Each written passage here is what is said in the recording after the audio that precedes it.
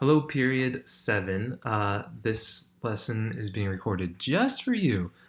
Sorry that last second something came up, family emergency. I cannot have a live class today. However, exactly what we would have done is what we're going to do right here in this video. So I'm going to go over the composite figure problems from last night's homework. And for those of you who are struggling, this should give you an opportunity to, in your own speed, see how to work these problems out, hopefully.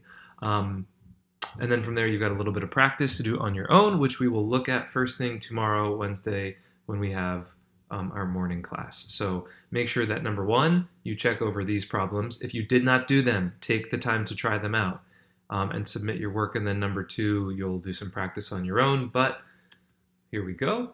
The first problem was example one, find the area of this figure. This is an example of a composite figure. It's something that's composed of a bunch of shapes that we know. On its own, it's just a weird, wacky shape, but inside of this shape, there's a couple different shapes. There's more than one way to do this problem. I'm going to show one way. If you did it slightly differently but still got the correct answer, that's okay. There is definitely more than one way to do this. So for this first one, I decomposed this into three shapes. Number one was a triangle. So I'll start with this. For triangle, area is base times height divided by 2, and the base of this triangle is clearly 11.2, and the height is clearly 4.5. So in my work, that's exactly what I did. 11.2 times 4.5 divided by 2.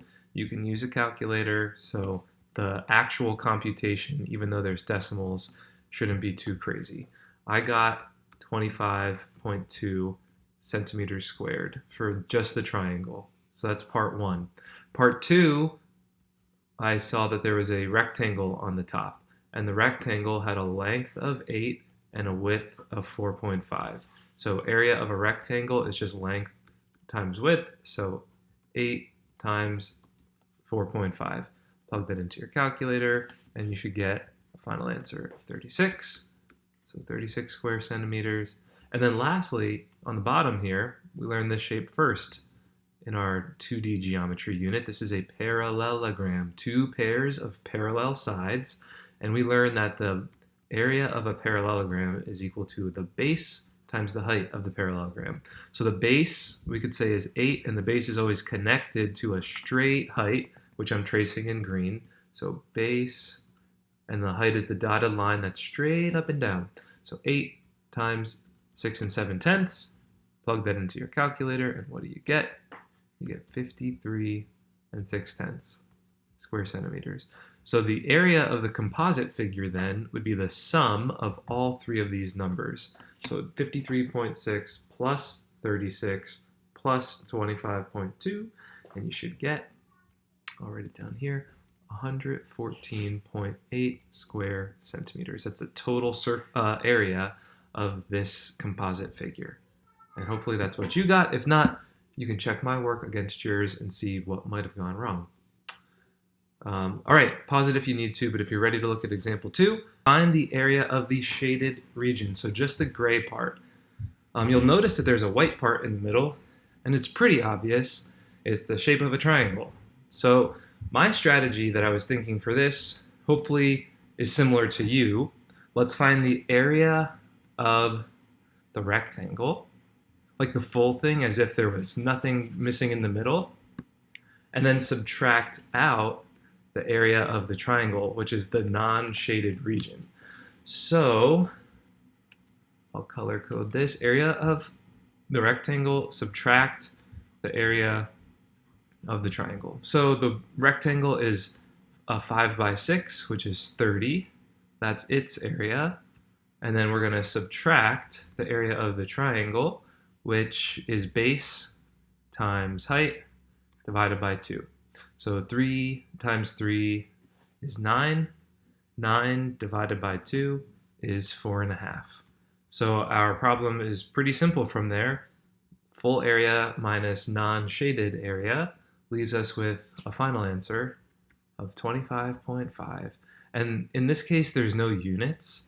So there's no inches, feet, miles, whatever. So you could have just put units squared.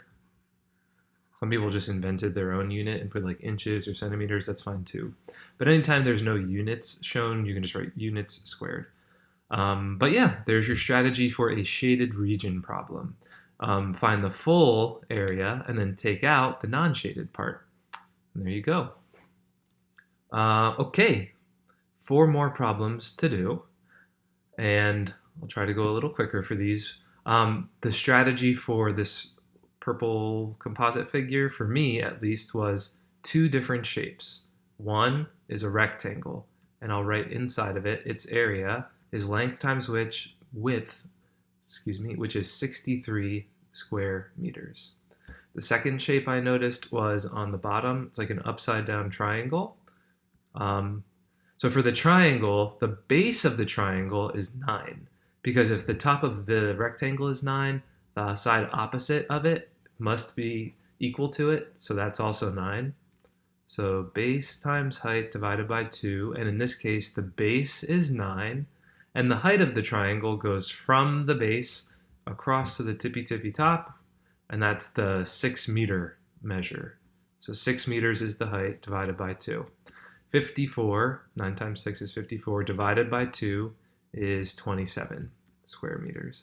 So in total, our composite figure area for this would be 63 plus 27, which is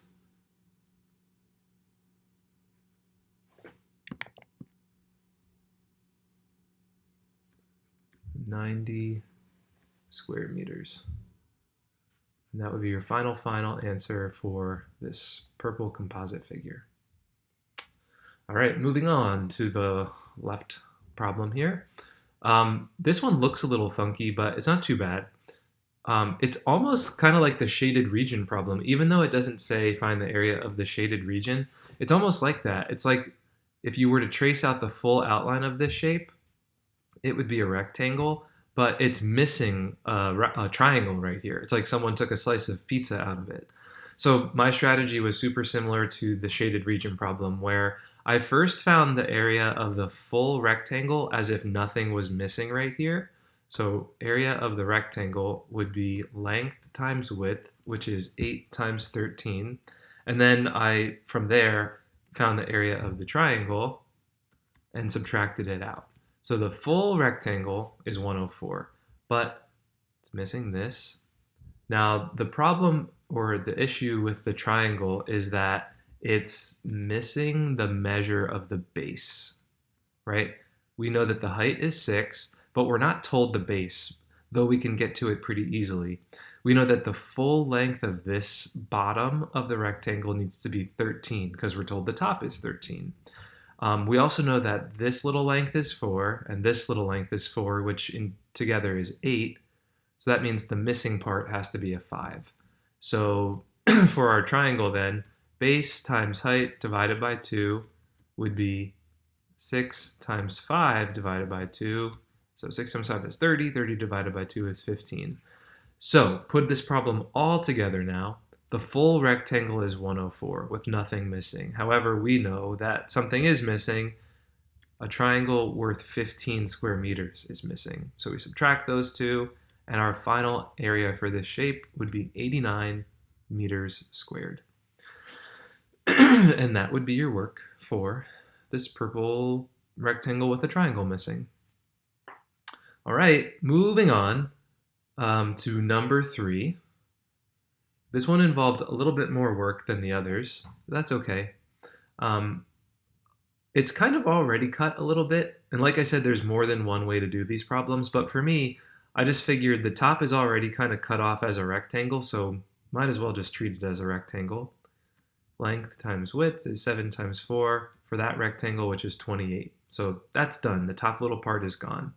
And then I also noticed that there was a dotted line here that was cut to show the height of the triangle. So I figured, well, I might as well just do a triangle here.